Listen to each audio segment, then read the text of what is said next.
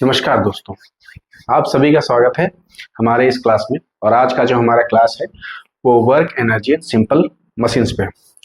जैसा कि हम जानते हैं कि काम के बिना दुनिया नहीं चल सकती है और इस पूरे संसार को चलने के लिए काम का होना जरूरी है। आप सोचो, आप एक दिन पैदा लेते हो, पैदा लेने के बाद आपको इस दुनिया में कोई भी काम नजर नहीं आता। आपको कुछ भी नहीं करना, आपको सारी खाने की चीजें अवेलेबल है, आपको जो भी चीज चाहिए आपके लिए आपके पास आपके समीप अवेलेबल है, तो आप कैसे जियोगे? तो कहते हैं ना कि जिंदगी का कोई अर्थ नहीं रहेगा, तो वो जिंदगी भी अनर्थ रहेगी। तो जिस जिंदगी का मकसद ना हो, जिस जिंदगी में कोई काम नहीं हो, तो वो जिंदगी अनर्थ सी महसूस होती है। तो इसलिए काम का होना बहुत जरूरी है। तो आज का चैप्टर भी हमको यही सिखाता है कि बेसिकली जिन चीजों को हम काम मानते हैं, क्या वो एक्चुअल में काम है? क्या वो एक्चुअल में काम के अंदर आता है? साइंटिफिकली क्या वो काम के अंदर आता है?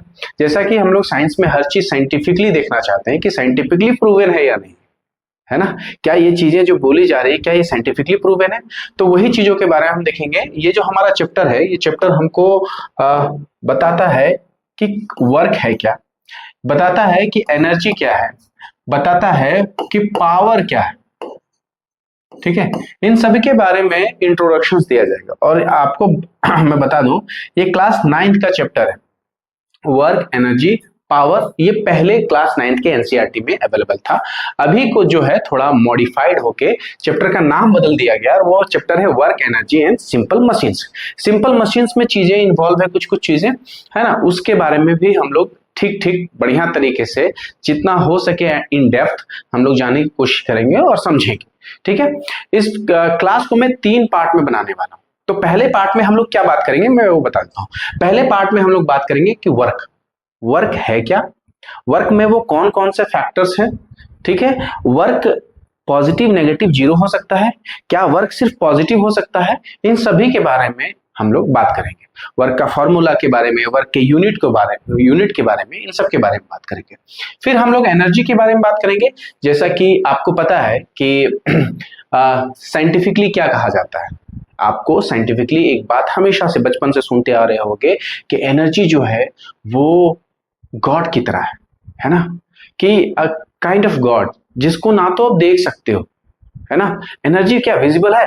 आपको इलेक्ट्रिकल एनर्जी नजर आता है, आपके वायर में इलेक्ट्रिकल एनर्जी दौड़ रहा है, आप देख पा रहे हो। चलो मान लिया आपके बॉडी के अंदर मस्कुलर एनर्जी, क्या आप देख पा रहे हो, है ना।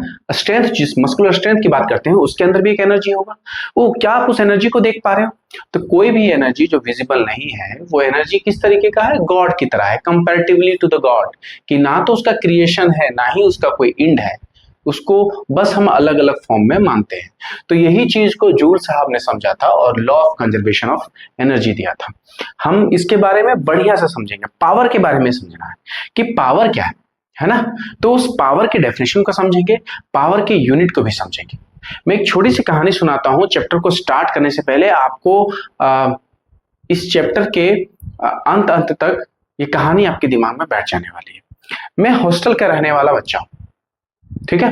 मैं हॉस्टल में जब तक था, मैं हमेशा ये मानता था कि जो लाइफ है वो काफी कॉम्पैक्ट है, मतलब यहीं तक लाइफ है, यही सब चीजें चल रही है। तो हम चीजों, छोटी छोटी चीजों के लिए झगड़े करते हैं। जब आपको लगता है ना कि लाइफ इतनी छोटी है तो आप छोटी छोटी चीजों के लिए झगड़ा करते हो। जब आपको अपनी जिंदगी में समझ में आ जाएगी ना कि लाइफ बहुत बड़ी है, ये संसार सिर्फ गिने चुने लोगों से या हमारे आसपास में अवेलेबल गिने चुने लोगों से नहीं बना है, बहुत सारे लोगों से बना है, बहुत अलग अलग चीजों से बना है। तो फिर आपको समझ में आएगा कि छोटी छोटी बातों पे नाराज नहीं हुआ जाता। खाना अगर कोई परोस रहा है, अगर थोड़ा खाना में टेस्ट में खराब है, फीका खाना है, तब भी बड़े प्रेम से खाया जाता है, क्योंकि खाने का दोष नहीं है, खाना बनाने वाले का दोष नहीं है ना, खाना खाने वाले का दोष है। आप उसको कैसे समझते हो? अगर किसी व्यक्ति को खाना, आप समझो कि किसी व्यक्ति को खाना अवेलेबल नहीं होता है तो वही खाना वो चाव से खाएगा, और जिस व्यक्ति को खाना अवेलेबल हो गया वही उस खाने में टेस्ट ढूंढता है। तो हर किसी के लिए टेस्ट का डेफिनेशन अलग अलग हो जाता है। तो ये बातें छोड़ते हैं, बातें हम समझते हैं कि हम हॉस्टल के बच्चे थे और काफी संकीर्ण हमारा लाइफ था, काफी सराउंडेड था, हम छोटी छोटी बातों के लिए झगड़ते थे। एक बार इसी तरह से हमारे एक मित्र था, उनका झगड़ा हो गया हमारे हॉस्टल इंचार्ज से। अब चूंकि वो हॉस्टल इंचार्ज थे तो उन्होंने खाने को लेके ही इश्यूज हुआ, है ना, छोटी छोटी बातों के लिए लड़ जाते थे जैसा मैंने बताया, और उसको बहुत मारा, मतलब थपड़े थप्पड़ दिले जा रहा है उसको, बहुत मारा, बेचारा सामने से कुछ ना बोल पाए। होता क्या है कि वो टीचर कुछ दूर चले जाते हैं, तो वो लड़का बहुत करीबन आप समझो कि ऐसे कि 20-25 फीट की दूरी पे खड़े थे वो टीचर, और वो 20-25 फीट दूरी से वो लड़का बोलता है, आज आपके पास पावर है ना, तो आपने मेरे को मारा। आज रो रो के पूरी तरह से एकदम आंखों से आंसू गिर रहे थे, वो रो रहा था, आज आपके पास पावर है ना, इसलिए आप हमको मारे। मेरा बाप को आने दीजिए, जब मेरे पास पावर आएगा ना, हम आपका वाट लगा देंगे, है ना। उस दिन मेरे को एक बात समझ में आई कि हमारे टीचर जो पावर का एसआई यूनिट पढ़ाने के लिए इतनी मेहनत मशक्कत कर रहे थे, वो याद नहीं हो रहा था एक्चुअली। उस दिन समझ में आया कि पावर का एसआई यूनिट जो है वो क्या होता है, वॉट होता है। अगर आपके पास पावर है तो आप वाट लगा दोगे। उन्होंने भी यही डायलॉग मारा था कि आने तो मेरे पापा को, पावर आएगी तो वाट लगा देंगे। तो ये है कि चीजों को इसी तरीके से समझेंगे, कहानियों के तरीके से, और सिंपल, जितना सिंपल हो सके उसी तरीके से समझने की कोशिश करेंगे। फिर हम बात करते हैं सिंपल मशीन्स। सिंपल मशीन्स को एनसीईआरटी में सिंपल मशीन्स को एनसीईआरटी में इंक्लूड किया गया है, ठीक है। नया फॉर्मेट है, तो इसमें बहुत सारी चीजें हैं, तो उनके बारे में भी हम लोग पढ़ेंगे, समझेंगे, ठीक है। आज का जो है ये मेरा पार्ट 1 है, और इसमें हम लोग वर्क के बारे में समझेंगे। बढ़ते हैं आगे, आते हैं टॉपिक्स पे। देखो, चीजें पढ़ने से पहले हमको समझना है कि उसमें पढ़ना क्या क्या है। पढ़ते तो बहुत कुछ है, लेकिन हमको ये भी तो समझना है ना कि पढ़ना क्या क्या है। तो यहाँ टेबल ऑफ कंटेंट बनाया गया है। टेबल ऑफ कंटेंट में हमको क्या क्या देखना है, तो इस टेबल ऑफ कंटेंट में देखना है कि वर्क डन क्या होता है, specially in the constant force. Topic ही हमारा पहला है कि work done in the constant force किस तरीके से बिहेव करता है, समझेंगे। फिर हम लोग समझेंगे कि क्या वर्क जो है जिसके बारे में हम पढ़ रहे हैं, इस वर्क का क्या वर्क पॉजिटिव होता है, क्या वर्क नेगेटिव होता है, और क्या वर्क जीरो होता है, इसके बारे में पढ़ेंगे। क्या वर्क पॉजिटिव, नेगेटिव, जीरो तीनों होता है, तो समझेंगे इसके बारे में, ठीक है। फिर हम लोग वर्क के बारे में पढ़ेंगे, तो वर्क का एसआई यूनिट पढ़ेंगे, ठीक है। वर्क के सीजीएस यूनिट को भी पढ़ेंगे, ठीक है। इन सब चीजों को पढ़ेंगे। वर्क के फॉर्मूला को पढ़ेंगे। हम ये भी पढ़ेंगे कि वर्क किन किन केसेस में ये कहा जाए कि वर्क हुआ, है ना। वर्क इज डन कब कहेंगे, काम हो गया भाई, है ना।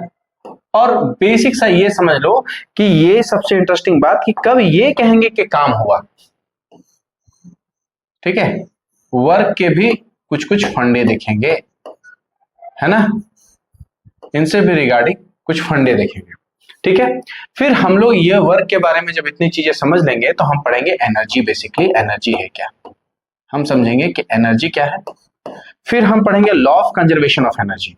फिर हम पढ़ेंगे law of conservation of energy, ठीक है, law of conservation of energy, ठीक है।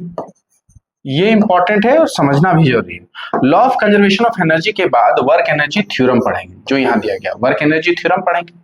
फॉर्म्स ऑफ एनर्जी, कितने तरह के अलग अलग तरह के एनर्जीज होते हैं, उनका एनर्जी का क्या एक दूसरे के साथ ट्रांसफर किया जा सकता है। और हम लोग जानते हैं इलेक्ट्रिकल एनर्जी को हम मैकेनिकल एनर्जी में, मैकेनिकल एनर्जी को इलेक्ट्रिकल एनर्जी में, अलग काइनेटिक एनर्जी में, चीजों में कन्वर्जन तो पॉसिबल है, तो उसके बारे में देखेंगे। लाइट एनर्जी को हम लोग इलेक्ट्रिकल एनर्जी में कन्वर्ट करते हैं।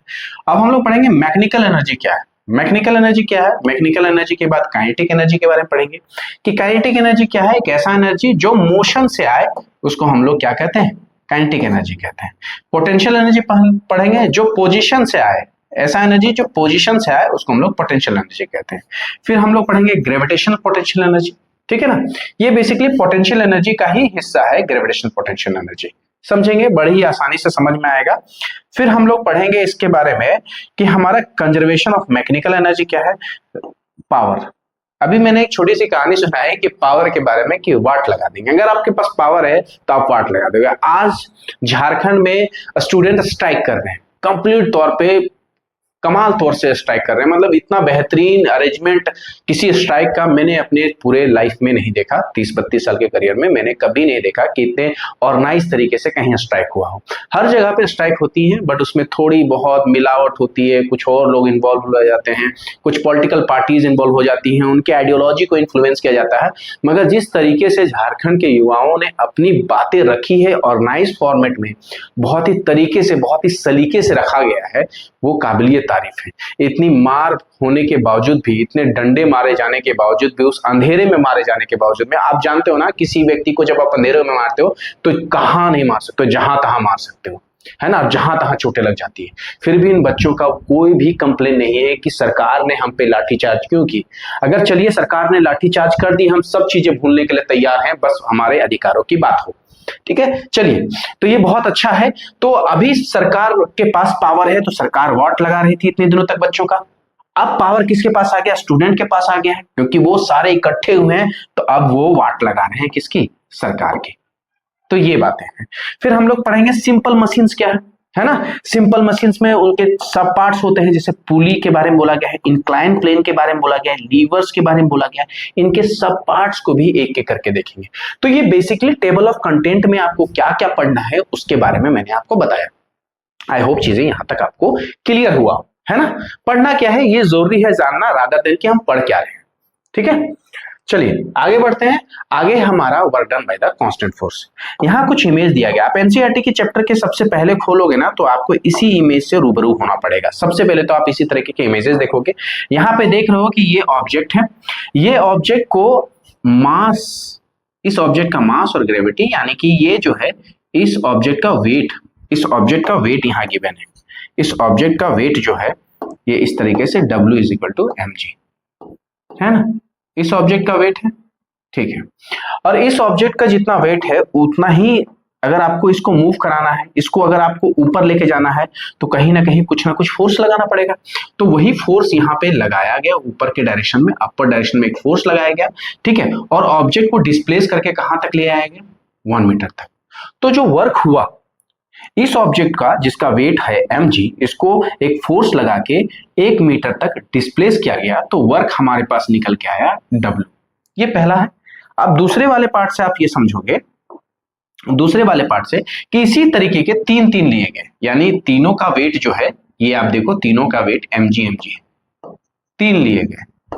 ठीक है, अब इन तीनों पे जो फोर्स लगेगा वो F लगेगा, तो 3F हो जाएगा। तीनों पे F फोर्स लगा, तो यहाँ पे वर्क डन जो निकल के आया वो 3W निकल के आया।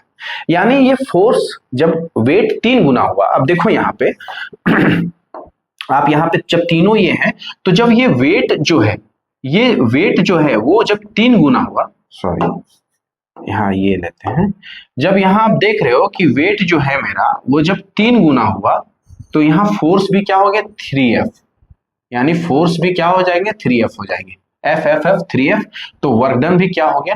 3W हो गया। Similar to the next one, इन तीनों को कंबाइन कर दिया गया। Similar to the next one, इन तीनों को कंबाइन करके 3mg कर दिया गया, यानी वेट 3 गुना कर दिया गया है कंबाइन करके। सेम कहानी पिछले वाला था, इस पे फोर्स भी कितना लगा? 3 गुना लगा, तो वर्क डन भी क्या हुआ? 3 गुना हुआ। इन तीनों एग्जाम्पल से मेरे से हमको जो समझ में आया, इन तीनों एग्जाम्पल से एक बात क्या, तो वर्क जो है हमारा वो डायरेक्टली रिलेटेड है किससे? फोर्स से। आप देखो वर्क जो है हमारा डायरेक्टली रिलेटेड है किससे? फोर्स से। अब ये जो वर्क हमारा डायरेक्टली रिलेटेड है फोर्स से ही, इसको इक्वेशन 1 मान लेते हैं। अब यहां देखें, फोर्स था 1 तो वर्क भी 1 हुआ, फोर्स 3 गुना तो वर्क भी 3 गुना, यहाँ पे भी 3 गुना तो वर्क भी 3 गुना, यानी कि W, फोर्स बढ़ने से वर्क बढ़ रहा है, वर्क बढ़ने से फोर्स बढ़ रहा है, तो W is directly proportional to F। अब तीसरे वाले पॉइंट पे चलते हैं कि यहाँ पे भी सेम ऑब्जेक्ट, मास क्या है इसका? mg, इसको 1 मीटर ना उठा के इसको 3 मीटर तक डिस्प्लेस किया गया। तो आप जो यहाँ पे वर्क डन देखोगे, अब इसका आप जो इस पॉइंट पे वर्क डन देखोगे, यहाँ पे वर्क डन देखोगे, इसका वर्क जो हो जाएगा वो हो जाएगा 3W। वर्क क्या हो जाएगा? 3W। और ये सिखाता है कि अगर डिस्प्लेसमेंट करने से, क्योंकि अगर देखो आप, अगर ये mg है तो ऊपर फोर्स क्या लगने वाला है? F लगने वाला था। फोर्स कांस्टेंट है, यहाँ पे भी फोर्स कांस्टेंट था, वर्क W हुआ था, यहाँ 3W हो गया, यानी डिस्प्लेसमेंट करने से क्या हो गया मेरा, डिस्प्लेसमेंट करने से क्या हो गया, मेरा वर्क डन बढ़ गया। किस रिस्पेक्टिव में, यहाँ पे 3 गुना हुआ तो ये भी क्या हो गया, 3 गुना हो गया। यानी हम एक बात और लिख सकते हैं कि work is directly proportional to displacement. ये पॉइंट आता है हमारे पास, work is directly proportional to displacement and this is the equation 2। अब हम इसको ऐसे लिखते हैं कि कंबाइन इक्वेशन 1 एंड 2। अगर एक और दो इक्वेशन को कंबाइन करें तो ये हो जाएगा W is directly proportional to F into S। ठीक है, अगर ये directly proportional to F into S है तो आप देखो प्रोपोर्शनल हटाए तो W is equal to K constant आएगा, प्रोपोर्शनल हटाया तो, और F इंटू S आया। हम यहां कह सकते हैं ना, हम यहां कह सकते हैं K इज इक्वल टू 1। अगर K इज इक्वल टू 1 तो W is equal to F into S। इस तरीके से हम इसके इक्वेशन को प्रूफ कर देते हैं। तो W is equal to F into S आ गया। यानी फोर्स का फॉर्मूला क्या हो गया था, वर्क का फॉर्मूला क्या हो गया, वर्क का फॉर्मूला हो गया force, F for force and S for displacement. Force लगाओगे तो ऑब्जेक्ट में हम डिस्प्लेसमेंट देखना चाहते हैं, अगर आप डिस्प्लेसमेंट नहीं होता है तो वर्क डन नहीं होगा, सीधी सी बात है। फोर्स आप जब भी लगाओगे तो वर्क में आप क्या देखना चाहते हो, डिस्प्लेसमेंट देखना चाहते हो। चलिए आगे देखते हैं क्या ऑब्जर्वेशन है। इन सारे एग्जांपल से जो मैंने ऑब्जर्वेशन निकाला वही, work is directly proportional to the force, work is directly proportional to the displacement. अगर फोर्स बढ़ेगा तो वर्क बढ़ेगा। देखो अगर ज्यादा बैग लिफ्ट करेंगे हम लोग तो ज्यादा काम होगा, अगर लिफ्टिंग हायर होगा तो ज्यादा काम होगा, सीधी सी बात है। आप यहां से क्या देख रहे हो, यहां से देख रहे हो कि दोनों फोर्स एंड डिस्प्लेसमेंट जो है वो कैसे हो रहे हैं, सेम डायरेक्शंस में डिस्प्लेस हो रहे हैं। जिधर फोर्स लग रहा है ऑब्जेक्ट का डिस्प्लेसमेंट कहां हो रहा है, उधर ही हो रहा है। तो ये तीन ऑब्जर्वेशंस यहां से निकाल के आए, है ना। तो यहां तक आपको मैं उम्मीद करता हूं कि आपका यहां तक समझ में आया होगा। आगे बढ़ते हम लोग, आगे हमारे पास कि वर्क है क्या एक्चुअल में, हम सभी समझना चाहते हैं कि वर्क है क्या। तो देखो बच्चा, वर्क का फॉर्मूला तो हम लोगों ने निकाल लिया कि F इंटू एस होता है, ये work is equal to F into S. इसका एक और फॉर्मूला होता है which is W is equal to F into S cos theta.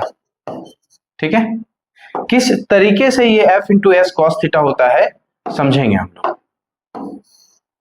ठीक है, किस तरीके से होता है, ये जो कॉस थीटा है बेसिकली ये जो है ना, ये थीटा जो है, theta is the angle between force and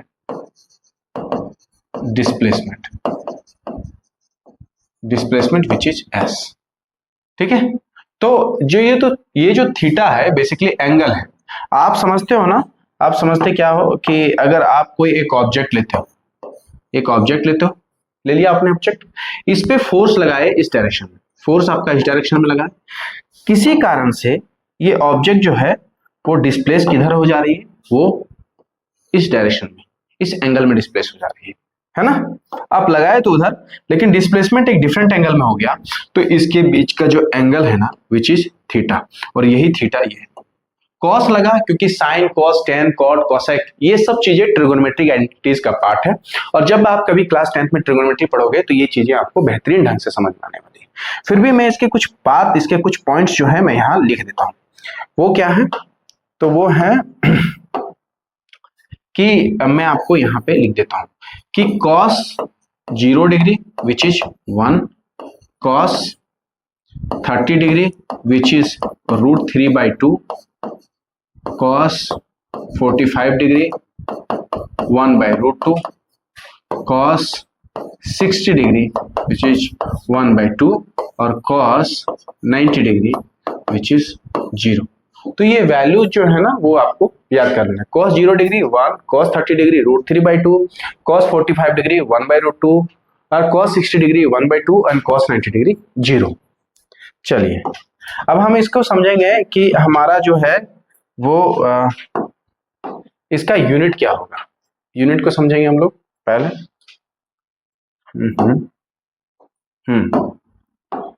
चलो यूनिट क्या है, तो एसआई यूनिट क्या हो जाएगा, एसआई यूनिट हो जाएगा फोर्स का न्यूटन और डिस्प्लेसमेंट में मीटर। तो जब इसके एसआई यूनिट की बात करेंगे तो एसआई यूनिट हमारा क्या हो जाएगा, पहला एसआई यूनिट हो जाएगा न्यूटन मीटर। ठीक है, चूंकि इसको डिस्कवर करने वाले व्यक्ति कौन थे, जूल थे, तो यहां से इसको जूल लेके आ गया। ठीक है, इसको डिस्कवर करने वाला कौन था, newton metre, SI unit newton metre यहां से, और इसको डिस्कवर करने वाले कौन थे, जूल। हम लोग जब भी कभी एसआई यूनिट बनाते हैं, जब भी एसआई यूनिट फॉर्म करते हैं, तो हमेशा हम कैपिटल लेटर ही चूज करते हैं।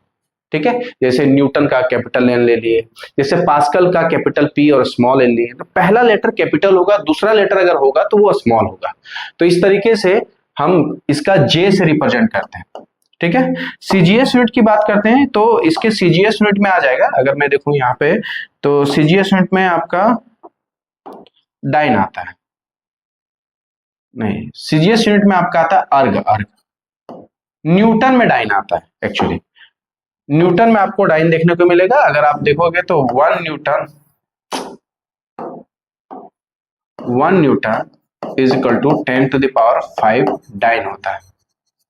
ठीक है, और यहां पे 1 joule 1 joule is equal to 10 to the power 7 erg होता है।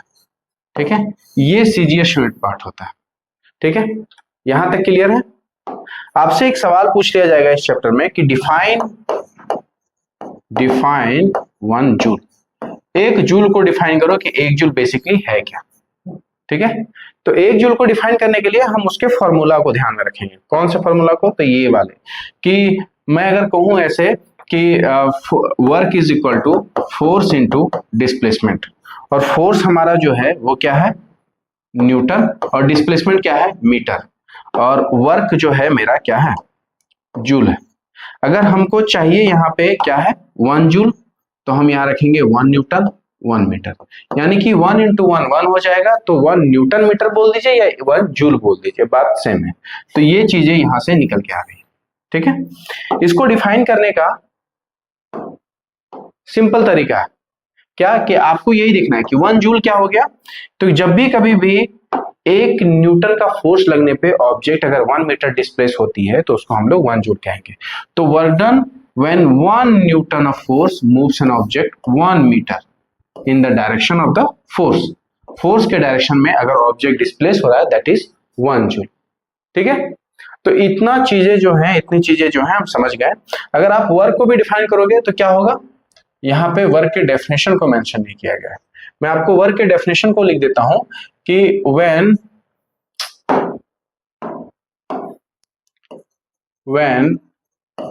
force applied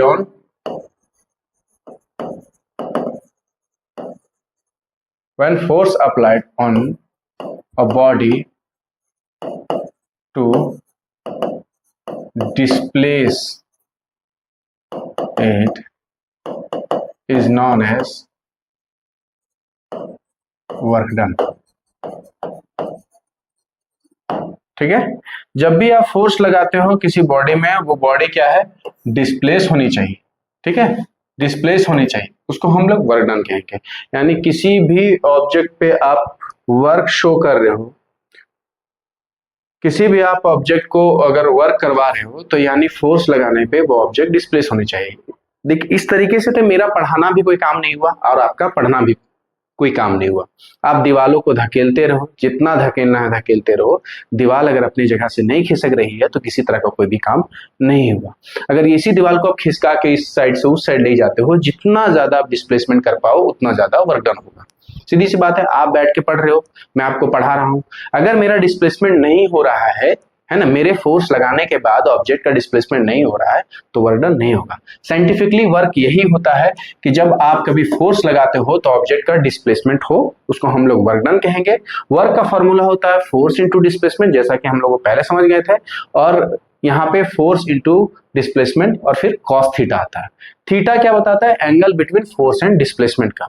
तो वही थीटे के एंगल पे मैंने लिखा है कि cos 0 का वैल्यू कितना हो जाएगा 1, cos 0 डिग्री का वैल्यू 1, cos 30 का √3/2, cos 45 का 1/√2, cos 60 का 1/2 और cos 90 का 0 आता है। ठीक है, यहाँ पे मैंने बताया कि SI यूनिट वर्क का क्या है, तो जूल होता है, और क्या होता है, तो न्यूटन मीटर होता है। न्यूटन मीटर या तो फिर उसको क्या होगा, जूल होगा। ठीक है, एक जूल का वैल्यू, सीजीएस यूनिट की बात करें, सीजीएस यूनिट क्या है हमारा, अर्ग है, और एक जूल की बात करते हैं, एक joule is equal to 1 joule is equal to 10⁻7 erg होगा। ठीक है, आपको पूछ लिया जाएगा कि 1 जूल क्या है, तो आप 1 जूल कहोगे कि वर्क डन जब 1 न्यूटन फोर्स को आप मूव करते हो कितना दूर, 1 metre, this is called 1 joule. I hope चीजें यहां तक आपको क्लियर हो। आगे बढ़ते हैं और इस चैप्टर में हम समझेंगे कि किन किन केसेस में ये मानेंगे कि काम हुआ। आपको मैंने बोला इस चैप्टर में आपको सिर्फ क्या याद रखना है, वर्क में खास करके आपको जो याद रखना है वो है कि W is equal to F into S, बस यही ध्यान रखना है। यानी फोर्स एंड डिस्प्लेसमेंट, जब भी आप फोर्स लगाओ ऑब्जेक्ट डिस्प्लेस होना चाहिए।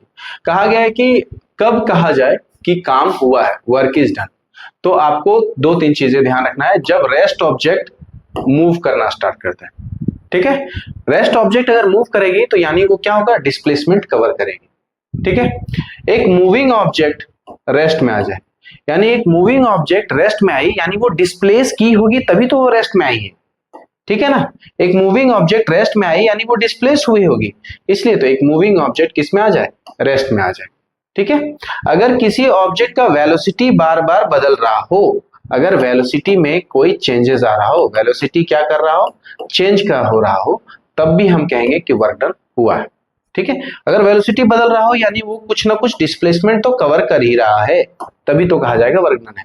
तीसरा कहा जाता है शेप एंड साइज, अगर किसी का शेप एंड साइज बदलते हो, कॉन्फ़िगरेशन बदलते हो, अगर आप कॉन्फ़िगरेशन चेंज करते हो, कॉन्फ़िगरेशन बदल रहे हो यानी शेप एंड साइज बदल रहे हो, शेप और साइज बदल रहे हो, ये चेंज हो रहा है, तो हम कहेंगे कि वर्क डन हुआ है।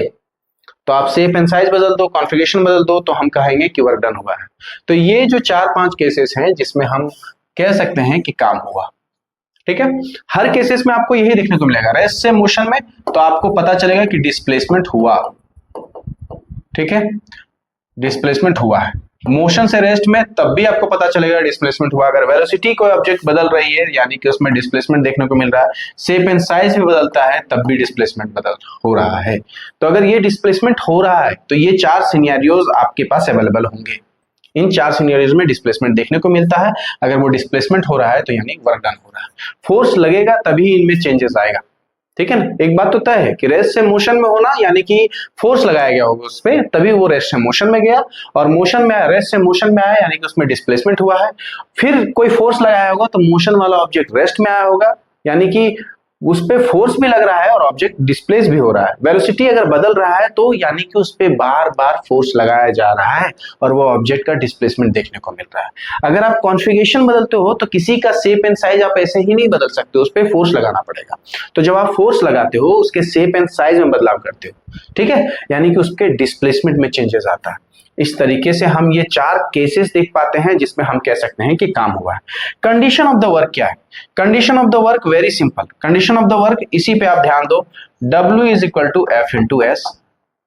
तो आपके पास कंडीशन ऑफ द वर्क यही है कि ऑब्जेक्ट किसी भी ऑब्जेक्ट पे फोर्स अप्लाई होना चाहिए।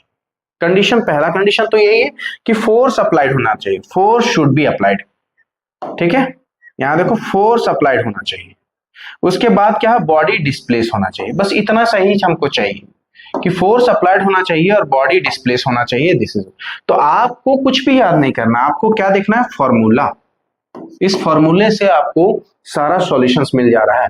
कब कहेंगे कि काम हुआ, कब कहेंगे कि कौन से कंडीशंस हैं वर्क होने के, तो वर्क की कंडीशन यही है कि किसी भी ऑब्जेक्ट पे फोर्स लगना चाहिए, और सिर्फ फोर्स लगने से काम नहीं चलेगा, उस ऑब्जेक्ट का डिस्प्लेसमेंट भी होना चाहिए। वरना सोच के देखो, मैं यहाँ खड़ा हूं और दिन रात इस दीवार को धकेल रहा हूं, तो क्या काम होगा? Scientifically this is not a work. मेरा एनर्जी डिटोरिएट होगा, मेरा एनर्जी धीरे धीरे धीरे करके खत्म होगा। मुझे भूख लगेगी, मेरे को खाना चाहिए उस वक्त, क्योंकि फिर से एनर्जी रिटेन करना है, तो मैं भूखा हो जाऊंगा, मेरी एनर्जी खत्म हो जाएगी धकेलते धकेलते, लेकिन काम नहीं हुआ। वैसे चीजों को काम में कंसिडर नहीं किया जाता है, इसीलिए आपके पढ़ने को भी काम में कंसिडर नहीं किया जाता, भले ही आपका एनर्जी डिराइव होकर खत्म हो जाए, मेरे पढ़ाने को भी काम नहीं कहा जाएगा। ठीक है, चलते हैं आगे। वर्क इज डन व्हेन, आप देखो वर्क होगा कब, तो कुछ कंडीशंस के एग्जांपल्स भी हैं यहाँ पे कि एक साइक्लिस्ट पैडलिंग करता है साइकिल को, पुराने बुक्स के हैं ये, साइकिलिंग से अगर पैडलिंग कर रहा है, अगर एक साइक्लिस्ट पैडलिंग कर रहा है साइकिलिस्ट को, यानी कि ये क्या कर रहा है, अपना वेलोसिटी बढ़ा रहा है या वेलोसिटी घटा रहा है। वेलोसिटी में क्या आ रहा है, चेंजेस आ रहा है।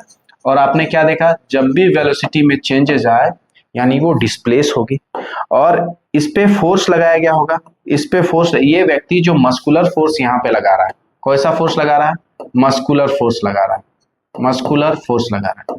तो ये फोर्स भी लग गया यहाँ पे, और इस वेलोसिटी के कारण क्या होना, डिस्प्लेसमेंट भी हो गया। तो देख लो वर्क डन तो होगी, कंडीशन तो यही चाहिए कि फोर्स और डिस्प्लेसमेंट होना चाहिए, तो वर्क होगा यहाँ पे, सिंपल है। दूसरी बात करते हैं, man is lifting load in upward और डाउनवर्ड डायरेक्शन। किसी भी लोड को अगर ऊपर और नीचे अगर ले जाया जाए, सीधी सी बात है, एक लोड को, एक ऑब्जेक्ट यहाँ पे है, उसको शिफ्ट करके ऊपर ले जाया जाए, ऊपर ले जाया जाए, ठीक है ना, तो यानी यहां से यहां तक क्या हुआ, इसका डिस्प्लेसमेंट हुआ, ठीक है, यहां से यहां तक क्या हुआ, उसका डिस्प्लेसमेंट हुआ, और यहां से यहां तक ले जाने में कुछ ना कुछ फोर्स तो लगाया गया होगा, तो फोर्स लगाया गया। कंडीशन एक ही है वर्क होने का, कंडीशन दो चीजें हैं वर्क होने का, कि W is equal to F into S, force लगना चाहिए और ऑब्जेक्ट का डिस्प्लेसमेंट होना चाहिए। इस केसेस में भी हम देख रहे हैं कि वर्क डन हुआ। Work is done, work is not done, कब कब कहेंगे कि वर्क नहीं हुआ है, तो यहां कुछ दो कंडीशंस अप्लाइड है, ठीक है। कब, तो एक कूली है जो किसी सामान को कैरी करता है, अपने लोड को अपने हेड में, और वो सीधा वहीं पे खड़ा रहता है, ठीक है, उस केसेस में कहते हैं कि काम नहीं हुआ। इस एग्जांपल्स को मैं बड़े बेहतरीन तरीके से समझाऊंगा फॉर्मूला के through. A man is applying force on a big rock, बड़े से, उसी तरह से हो गया ना, दीवार को मैं धक्के मार रहा हूँ, दीवार खिसक नहीं रहा है, तो हम कैसे कहेंगे कि काम हुआ है। उसी तरीके से हो गया कि आप किसी बड़े पत्थर को जो बीच में पड़ा हुआ, आप उसको धकेल रहे हो लेकिन हिला ही नहीं पा रहे हो, तो हम कह सकते हैं कि काम नहीं हुआ है, ठीक है। आगे बढ़ते हैं, एक एग्जाम्पल है यहाँ पे, इस एग्जाम्पल को सॉल्व करेंगे। तुम लोग की कॉपी निकालो, सॉल्व करो, ठीक है। तो a coolie lift a luggage of 15 kg, mass कितना दिया गया है, यहाँ पे मास कितना दिया गया है, तो मास दिया गया है 15 kg, है ना, from the ground and put it on the his head, कितना मीटर, 1.5 मीटर है अबव, ठीक है। कितना डिस्प्लेसमेंट किया गया, तो 1.5 मीटर फ्रॉम द ग्राउंड। तो आपको वर्क डन कैलकुलेट करना है, तो वर्क डन का फॉर्मूला सबसे पहले हम लिखते हैं, बहुत सारे बच्चों को, F इंटू एस, ये हो गया वर्क डन का फॉर्मूला। अब चूंकि मेरे पास फोर्स तो है नहीं, यहाँ पे कहीं पे भी फोर्स तो गिवन नहीं है, यहाँ पे मेरे को डिस्प्लेसमेंट दिया गया है, डिस्प्लेसमेंट दिया गया है, तो मैं डिस्प्लेसमेंट लिख देता हूँ, डिस्प्लेसमेंट लिख लेता हूँ, displacement S which is 1.5 metre, unit भी सही सही है। मास दिया गया, तो मास को भी मैं यहाँ लिख लेता हूँ, mass is equal to 15 kg, ठीक है। अगर मैं फोर्स का फॉर्मूला अगर लिखूं, तो फोर्स का फॉर्मूला क्या होता है, मास इंटू एक्सेलरेशन और डिस्प्लेसमेंट। मास तो यहां दिया गया है, एक्सेलरेशन, एक्सेलरेशन ये एक्सेलरेशन जी होगा, ये जो एक्सेलरेशन होगा यहाँ पे वो क्या है, ये जो एक्सेलरेशन है यहाँ ए ना होके जी हो रहा है, क्योंकि ये वर्टिकल मूवमेंट हो रहा है, वर्टिकल मूवमेंट में हम लोग जी कंसीडर करते हैं, और जी आपको पता है कि हम जी जो है वो 9.8 मीटर पर सेकेंड स्क्वायर या तो फिर 10 मीटर पर सेकेंड स्क्वायर, दोनों में से कोई एक ले सकते हैं जो हमारे लिए कन्वीनियंट लगे। अभी फिलहाल तो हम वही चूज करेंगे जो हमारे लिए सुविधाजनक हो। तो आप मास देख सकते हो विच इज 15 kg, जी जो आपका है वो कितना हो जाएगा 10 मीटर पर सेकेंड स्क्वायर, और जो एस है, जो डिस्प्लेसमेंट है वो कितना हो जाएगा विच इज 1.5 मीटर। तो आप इनको कंक्लूड करो, कंक्लूड करोगे तो आपके पास एक आंसर निकल के आएगा, यहाँ से डेसिमल हटाते हैं विच इज 10 आ जाएगा, 10 से हम 10 को काट दिए, 10 से 10 कट गया, 15 इंटू 15 यानी 225, ठीक है, 225 जूल जो है वो आपका क्या हो जाता है, आंसर हो जाता है। यहाँ पे जो आंसर है वो 225 जूल आना चाहिए, ठीक है। आगे बढ़ते हैं, आगे बढ़ते हैं तो हम लोग force and force displacement graph समझते हैं। चलिए, इस फोर्स डिस्प्लेसमेंट ग्राफ में एक बातें तो क्लियर है कि फोर्स जो हमारा एक्स एक्सिस में जो भी होगा वो कैसा होगा, इंडिपेंडेंट होगा, हम जब भी कभी ग्राफ ड्रॉ करेंगे, ग्राफ के एक्स एक्सिस में जो भी कुछ आने वाला है वो कैसा रहता है, इंडिपेंडेंट रहता है, और ग्राफ के वाई एक्सिस में जो भी कुछ आने वाला है वाई, वो क्या रहेगा, तो डिपेंडेंट रहेगा। ठीक है, ग्राफ के वाई एक्सिस में भी क्या आएगा, तो वाई एक्सिस में जो भी आएगा वो डिपेंडेंट रहेगा। किस पे, तो डिपेंडेंट ऑन एक्स एक्सिस। आपको वाई एक्सिस में जो भी कुछ आएगा वो एक्स एक्सिस पे डिपेंड करता है।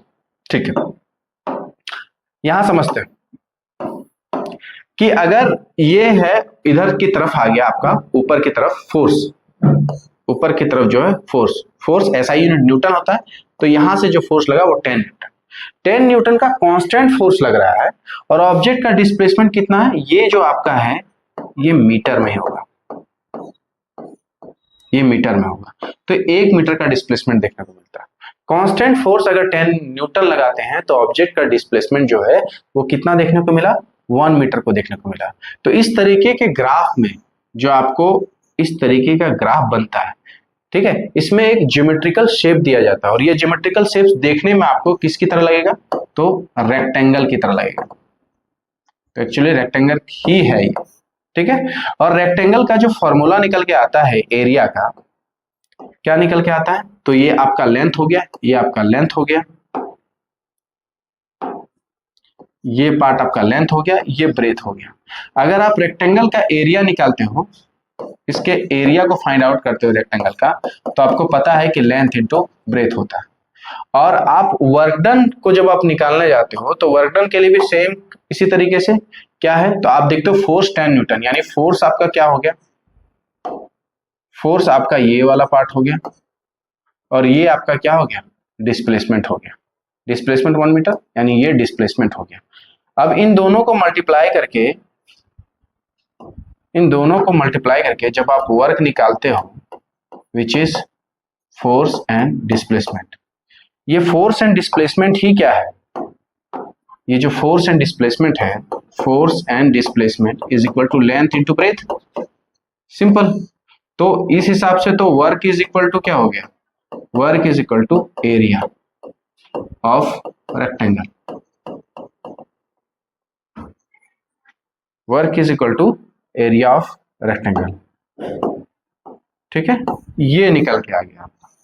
तो अगर आप किसी ग्राफ में अगर आप किसी ग्राफ में ये दिखाते हो कि कांस्टेंट फोर्स लगाते हुए ऑब्जेक्ट का डिस्प्लेसमेंट किया जा रहा है, तो वो ग्राफ कैसा शेप ले लेगा, रेक्टेंगल का शेप ले लेगा, और रेक्टेंगल के शेप में जब आप उसके एरिया को फाइंड आउट करोगे, that area is the work done.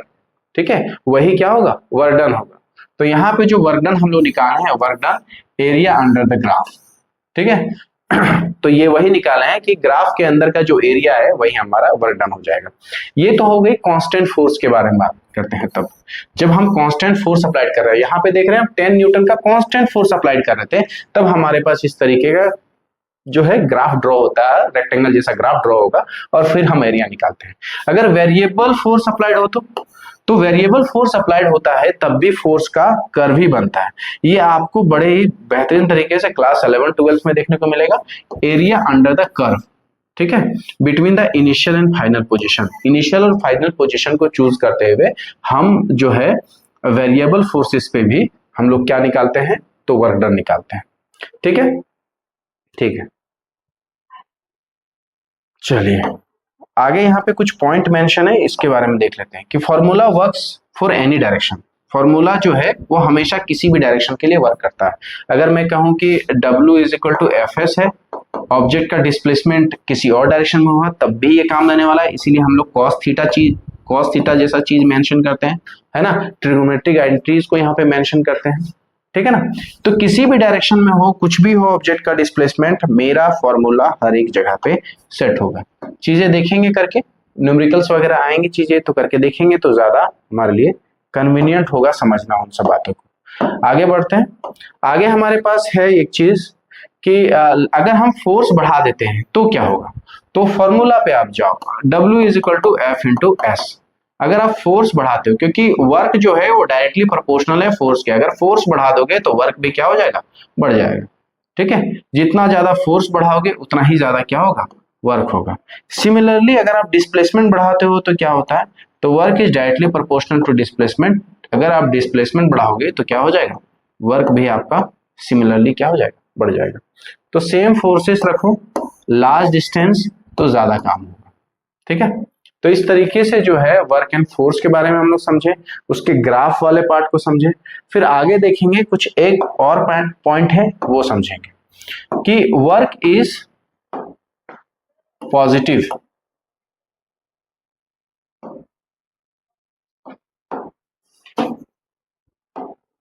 Work is positive, ठीक है।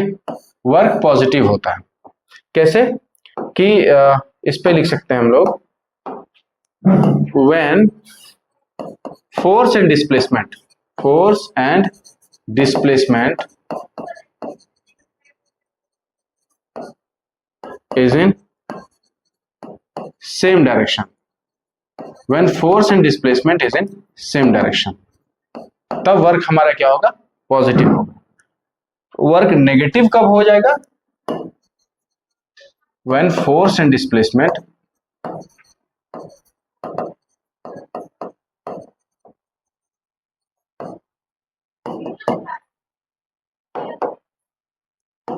is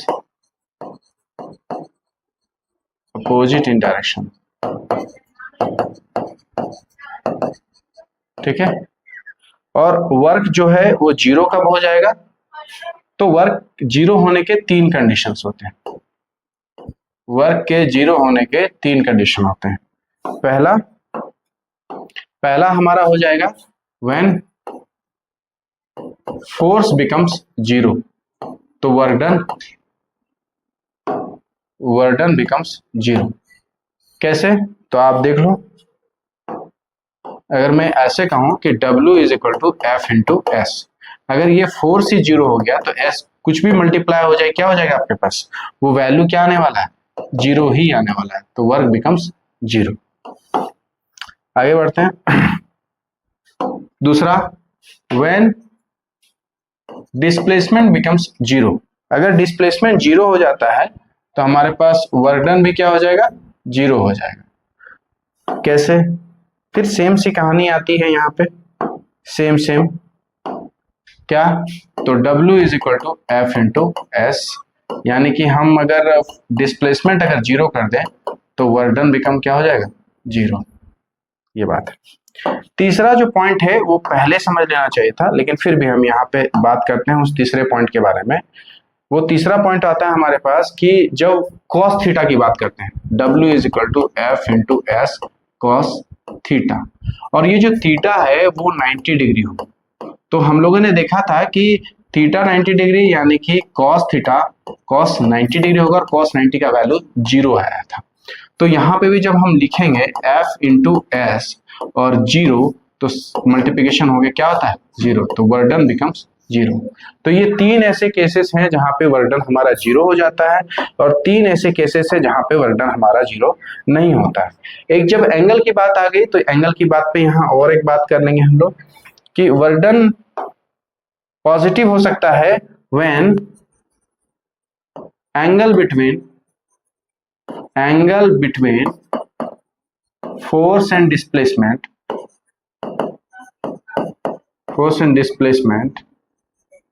is lesser than 90 degree, means that is acute angle। हमें क्या चाहिए, एक्यूट एंगल, यानी 0 से 90 डिग्री के बीच में हो तो हमारा वर्क डन क्या हो जाएगा, इस केसेस में वर्क हमारा क्या होगा, यहाँ पे आप कोई भी एंगल ले लो, चाहे वो 0 डिग्री ले लो, चाहे 30 डिग्री ले लो, चाहे 45 डिग्री ले लो, इन केसेस में वर्क डन आपका क्या हो जाता है, पॉजिटिव ही निकल के आएगा। दूसरा केस हमारे पास आता है when angle between force and displacement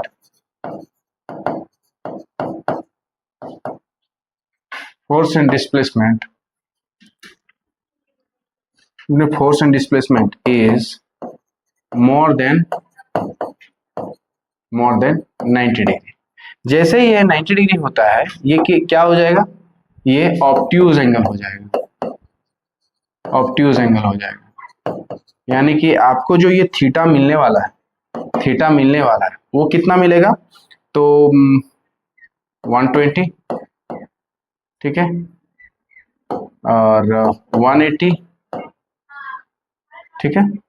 तो इस तरीके के जितने भी एंगल्स होंगे, इस यहाँ पे वर्क डन आपका क्या हो जाएगा, नेगेटिव बन जाएगा, ठीक है। और वर्क जीरो कब होता है, तो मैंने यहाँ पे आपको बता दिया कि वर्क जब थीटा 90 डिग्री पे हो जाए, एक केस में, एंगल वाले केस में, तो वर्क डन बिकम जीरो।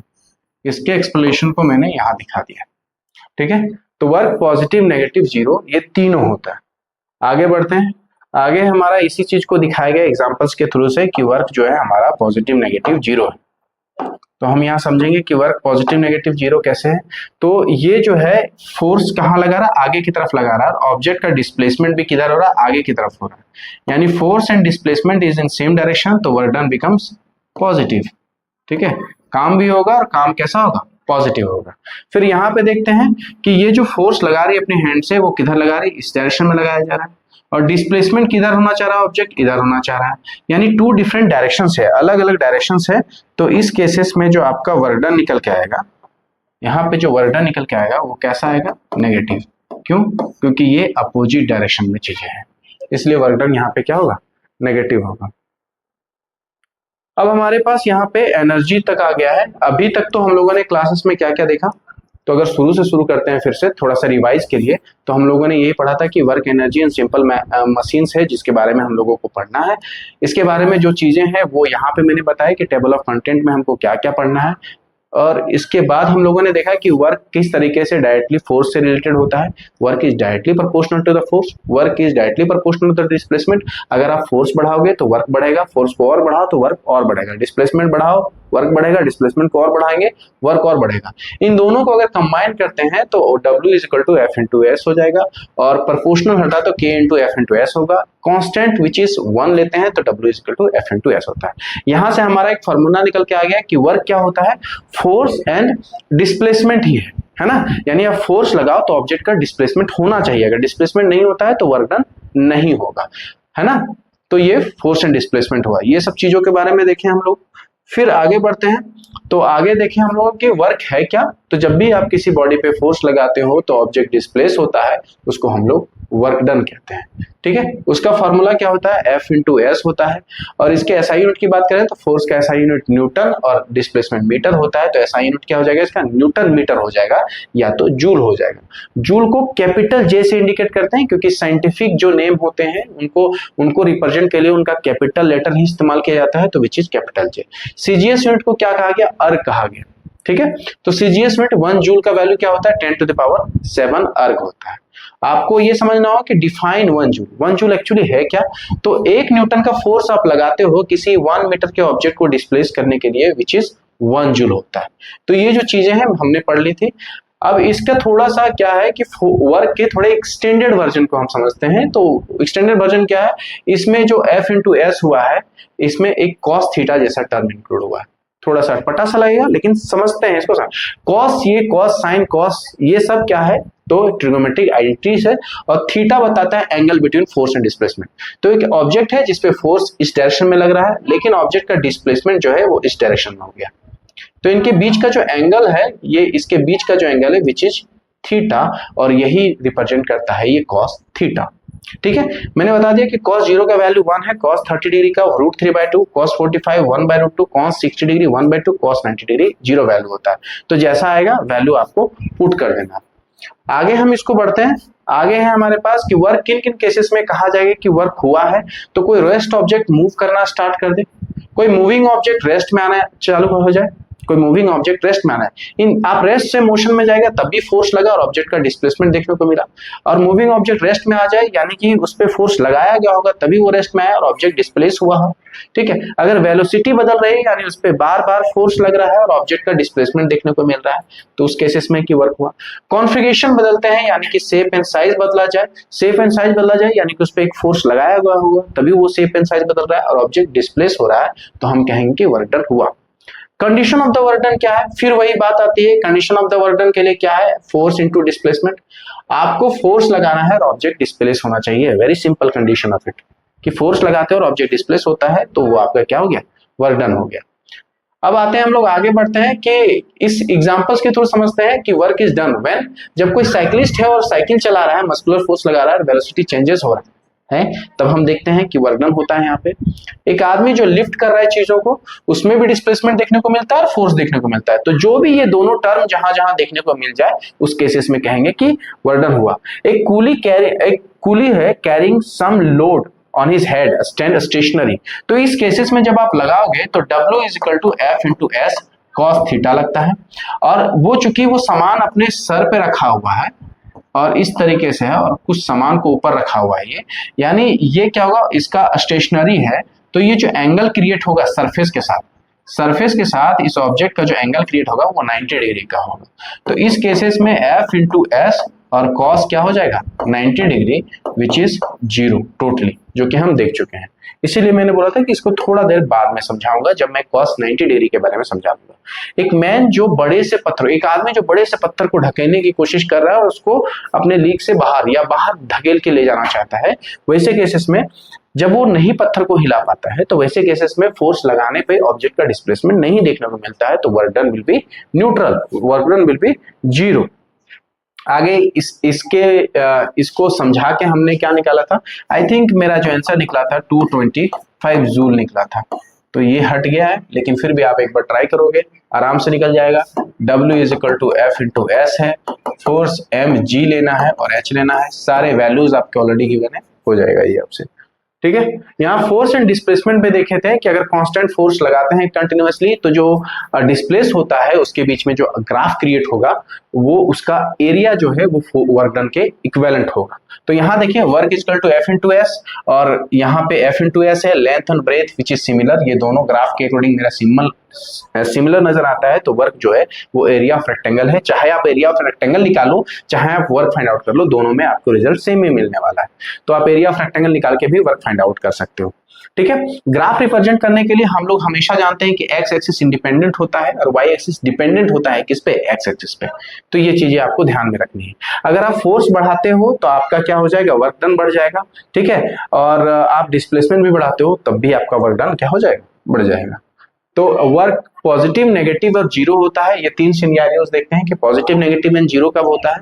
तो ये पॉजिटिव जब होगा जब force and displacement same direction में होगा, और ये पॉजिटिव कब होगा, जो एंगल जो हम थीटा की बात करते हैं, थीटा इज ऑलवेज इक्वल कितना होना चाहिए, 0 डिग्री, 30 डिग्री, 45 डिग्री होगा, तो वर्क डन पॉजिटिव होगा। वर्क डन नेगेटिव कब होगा, जब ये दोनों एक दूसरे के अपोजिट होगा, है ना, फोर्स एंड डिस्प्लेसमेंट एक दूसरे के अपोजिट हो, यानी किसी ऑब्जेक्ट पे आप फोर्स लगाए, वो इधर की तरफ फोर्स लगाए और ऑब्जेक्ट का डिस्प्लेसमेंट इधर हो गया, यानी फोर्स एंड डिस्प्लेसमेंट दो अलग अलग डायरेक्शंस में हो, तब हम वर्क डन कहते हैं नेगेटिव होगा, ठीक है। और ये एंगल्स की बात करें तो ये जो एंगल थीटा जो होगा 120 डिग्री, 180 डिग्री, इस तरह के एंगल अगर आप आते हैं तो वर्क डन आपको क्या देखने को मिलेगा, नेगेटिव देखने को मिलेगा। वर्क डन जीरो कब होता है, तो तीन ऐसे केस होते हैं जहां पे वर्क डन जीरो होता है, क्योंकि चूंकि वर्क जो है फोर्स एंड डिस्प्लेसमेंट पे डिपेंड करता है, तो आप किसी ऑब्जेक्ट पे फोर्स ही मत लगाओ, तो वर्क डन न्यूट्रल, जीरो। अगर आप किसी ऑब्जेक्ट पे फोर्स भी लगाते हो और डिस्प्लेसमेंट नहीं होता है, जैसे मैंने वहां पत्थर के एग्जांपल्स को दिया, तो वर्क डन जीरो। अगर थीटा 90 डिग्री हो जाता है तो वर्क डन बिकम जीरो। तो ये वर्क से बिलोंगिंग जितनी भी चीजें थी मैंने ऑलमोस्ट आपको समझा दिया है। आई होप कि आगे के क्लासेस में चीजें आपको समझ में आ गई। मिलेंगे हम लोग अगले क्लासेस में, जिसमें हम एनर्जी के बारे में पढ़ेंगे, फिर एनर्जी के साथ साथ हम पावर के बारे में पढ़ लेंगे, और पावर के बाद जो हमारा लास्ट टॉपिक आएगा वो सिंपल मशीन्स को लेके आएगा, उसको फिनिश करते हैं, ठीक है।